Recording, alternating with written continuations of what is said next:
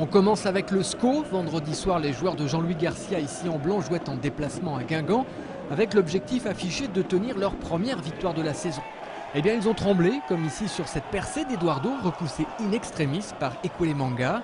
Le SCO y aura également cru, comme sur ce lob astucieux de Philippe Brunel, légèrement au-dessus de la barre transversale. Au final, les Angevins rentrent de Bretagne avec le point du match nul, 0-0 entre les deux formations. Même si Guingamp reste relégable, c'est plutôt un moindre mal. Le SCO préserve son invincibilité du mois d'octobre. Cela fait 5 matchs sans prendre de but. Après 13 rencontres, le SCO est 8e avec 18 points. Vendredi, les Angevins recevront Amiens.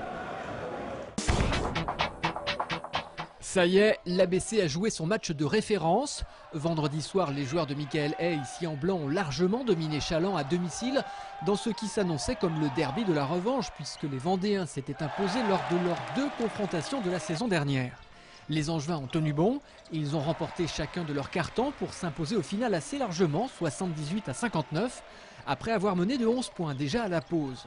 Concentrés, investis, les joueurs de l'ABC ont livré une prestation maîtrisée de très bon augure pour la suite de la saison. Désormais 6e avec 15 points, à égalité avec Challans et Blois, l'ABC est à 2 points du leader, Bordeaux.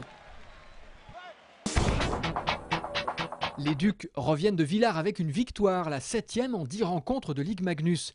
Ils s'imposent 4-0. Ils peuvent surtout féliciter leur gardien finlandais, Ville Koivula, auteur d'un blanchissage, c'est-à-dire qu'il a réussi à garder sa cage inviolée après une prestation de haute volée. Les Ducs sont 4e à 13 points de Briançon. Le sport samedi, c'est le nom d'une opération originale qui permet de regrouper des infrastructures sportives légères et déplaçables. Dans cette boîte, il y a de quoi jouer au foot, à une sorte de badminton, à un dérivé de rugby et à la balle aux prisonniers. Pour 500 €, la commune de Trélazé a été la première à l'acquérir cet été. Comme on avait une orientation pour cette année en faveur des jeunes, c'était de permettre aux jeunes de plus de 14 ans d'accéder à des activités sportives et culturelles gratuitement durant l'été.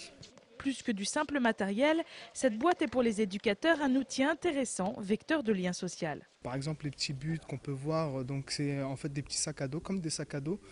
Et on se déplace avec sur différents quartiers à la rencontre des ados, des jeunes, du public en fait. Et on est amené à faire des petites animations sportives sur différents lieux, pas du tout définis à l'avance. C'est vraiment, on arrive dans un endroit, donc on rencontre des jeunes qui sont amenés à jouer. Donc on essaye de rentrer en contact avec eux, de leur montrer le matériel et d'essayer de créer un lien avec ces jeunes-là et faire du sport. Et l'un des concepteurs de ce projet est Richard Dacoury, le célèbre basketteur. On a imaginé ce programme qui s'appuie sur 4 activités, très ludiques, très accessibles, mixtes, gratuites, qui permettent aux enfants, aux adolescents, de se rapprocher d'une activité physique, d'un sport, en le pratiquant avec plaisir, sans aucun concept de performance ou de compétition, tout simplement pour les rebrancher avec l'envie de se sentir bien dans leur peau. Les éducateurs comptent utiliser ce nouvel outil lors des vacances scolaires et des mercredis pour faire du sport un vecteur de discussion et de rencontre.